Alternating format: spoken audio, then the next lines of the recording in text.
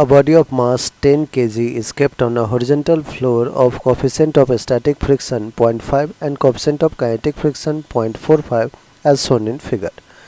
Find the acceleration, force of friction and contact force on the body by the plane when the driving force is 40 Newton and 60 Newton. First case करते हैं बच्चों जिसमें हम जो force है F उसको 40 Newton रखते हैं. ठीक है, सरफेस में फ्रिक्शन है तो जो लिमिटिंग फ्रिक्शन होगा वो भी हम कैलकुलेट कर सकते हैं. Limiting friction will be mu s into N. Normal reaction ऊपर, 10G फोर्स नीचे. म्यू एस की वैल्यू कितना है बच्चों 0.5, एन कितना है 10 और जी की value 10. That is 0.5 into 10 into 10, 10 cancel, 50 Newton. Limiting frictional force जो है वो कितना है 50 न्यूटन. लिमिटिंग फ्रिक्शनल फोर्स की वैल्यू बच्चों कितना है 50 न्यूटन. और जो ड्राइविंग फोर्स या फिर अप्लाइड फोर्स है वो कितना है 40 Newton. That means body will remain at rest. Body will remain at rest. क्योंकि बच्चों लिमिटिंग फ्रिक्शनल फोर्स से ज़्यादा होना चाहिए था अप्लाइड फोर्स, तभी बॉडी मूव करेगा. तो बॉडी रेस्ट में है तो उस पर स्टैटिक फ्रिक्शनल फोर्स लग रहा है. और स्टैटिक फ्रिक्शनल फोर्स जो होगा वो कितना हो जाएगा जितना आपका अप्लाइड फोर्स है, क्योंकि static frictional force is self adjusting in nature.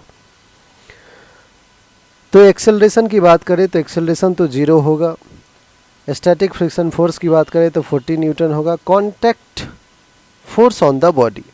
बच्चों कॉन्टैक्ट फोर्स पूछा गया है बॉडी पे तो आपको होगा कि नॉर्मल रिएक्शन ऊपर, फ्रिक्शनल फोर्स इस डायरेक्शन में. जो कॉन्टैक्ट फोर्स होगा वो resultant of normal reaction and frictional force होगा. तो FC that is contact force is under root of F square plus N square. अब फ्रिक्शनल फोर्स स्टैटिक फ्रिक्शन है यहाँ पे 40 का स्क्वायर 1600 प्लस का. नॉर्मल रिएक्शन कितना है बच्चों तो आपको कहोगे नॉर्मल रिएक्शन तो 10G के इक्वल है. N is equals to 10G that is 100 का स्क्वायर. ठीक है, अंडर रूट ऑफ 0 0 0 0 2 0 606 101 11 11 600. इसको थोड़ा ढंग से लिख देता हूँ मैं. Under root of 11600. अब बच्चों स्क्वायर रूट में है 11600. आइए एक बार वैल्यू फाइंड कर ले.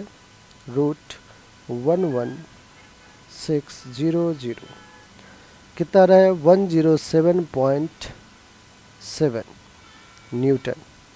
ये आपका कांटेक्ट फोर्स आ गया. फर्स्ट केस का सब कुछ आ चुका है. सेकंड केस में कह रहा है कि जब ड्राइविंग फोर्स कितना हो जाए 60 न्यूटन. अब आप कहोगे कि जो हमारा बॉडी है 10 kg का, उस पे जो लिमिटिंग फ्रिक्शन आया था बच्चों वो तो आया था 50 न्यूटन. लिमिटिंग फ्रिक्शन कितना आया था 50 न्यूटन. और अप्लाइड फोर्स कितना है 60 न्यूटन. तो ऑफ कोर्स ब्लॉक क्या करेगा एक्सेलरेट करेगा. एक्सेलरेशन के लिए हमें 60 minus 50 that is net force is equals to mass 10 into acceleration a. 60 minus 50 will be 10 upon 10 is equals to a. Acceleration आ गया 1 मीटर पर second square.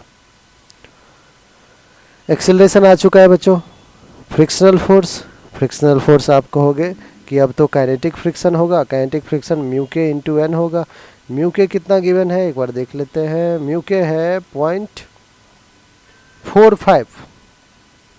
So mu k will be 0.45. Kinetic friction N will be आप कहोगे 10 into ji is 10. Point हटाया 10 ने 10 को cancel किया. 450 Newton. कितना है frictional force 450 Newton.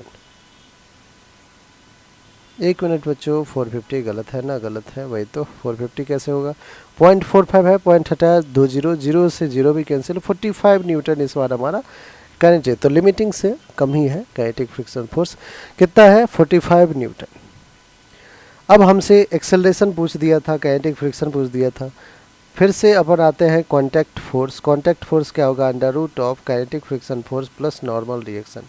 F k तो 45 है 45 का square plus normal reaction 10G that is 100 है 100 का स्क्वायर. आइए बच्चों एक बार अपन वैल्यू फाइंड कर लेते हैं. 45 का स्क्वायर दैट इज 45 इंटू 45 कितना आ जाएगा 2025 2025 प्लस का 10,000, ठीक है, अंडर रूट ऑफ 050 202 000 202 12025 का स्क्वायर रूट, ठीक है। थोड़ा कैलकुलेशन है बच्चों, 12025 109.65 दैट इज 110 कर देते हैं, 110 न्यूटन का कॉन्टैक्ट फोर्स लगा है। ऑलराइट बच्चों, तो ये आपका बिल्कुल परफेक्ट